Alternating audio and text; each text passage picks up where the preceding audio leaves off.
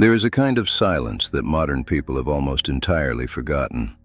Not the silence of an empty room, not the silence between songs on a playlist, not the brief, uncomfortable pause before someone reaches for their phone to fill it. A deeper silence, older, more demanding.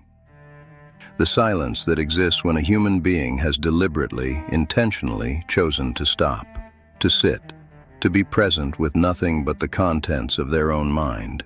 No input, no stimulation, no carefully curated stream of other people's thoughts flowing through a glowing screen. Just stillness. Blaise Pascal, mathematician, theologian, physicist, wrote a single sentence in the 17th century that I believe explains almost everything that has gone wrong with modern life. He wrote, "All of humanity's problems stem from man's inability to sit quietly in a room alone." Read that again, slowly. Imagine a garden.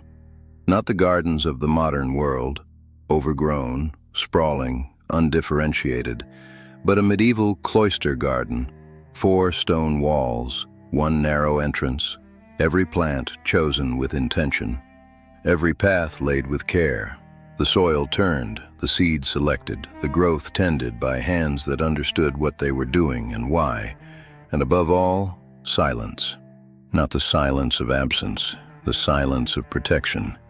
Those walls were built to keep the world outside, to create a space within which something extraordinary could grow. Attention is not a skill, it is not a muscle, it is not a resource to be managed. Attention is a garden, and a garden left unwalled will not grow at all. What will grow in its place is wilderness. The garden of the human mind, left without walls, becomes exactly this, full of everything that was never planted. In the year 529 Anno Domini, Benedict of Nursia walked away from Rome, not from poverty, not from failure. He walked away from success. He retreated to a cave in the cliffs above Subiaco. He spent the next 3 years in that cave, largely in silence, learning what his own mind actually was.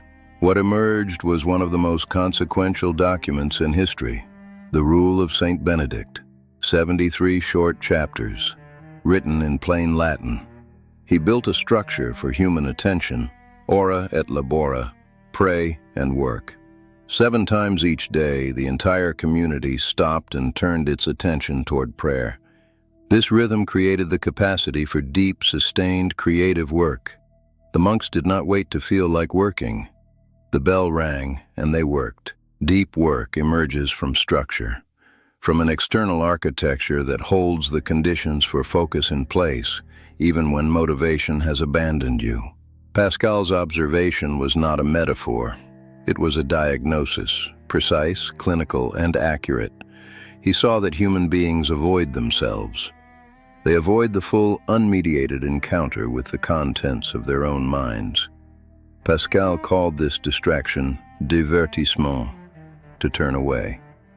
The world of 17th century France was extraordinarily quiet, and even then, Pascal saw that we construct machinery to avoid sitting quietly in a room alone.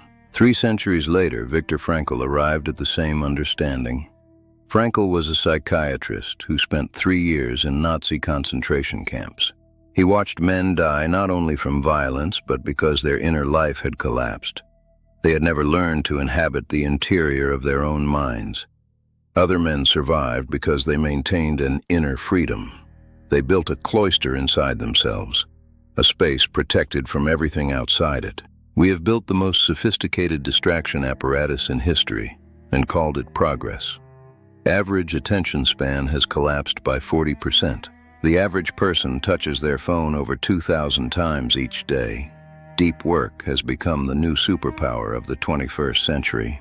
The same brain Benedict trained is the brain you carry today. What changed is the architecture. We dismantled the walls and called it freedom.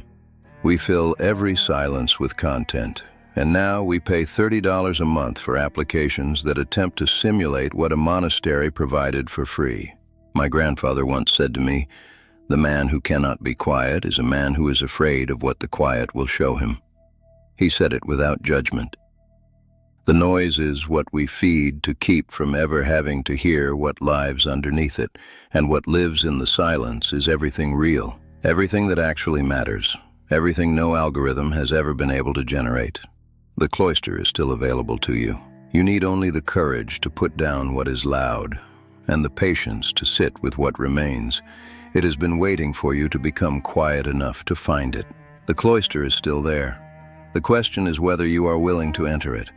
The media reports the explosion. They never report the fuse.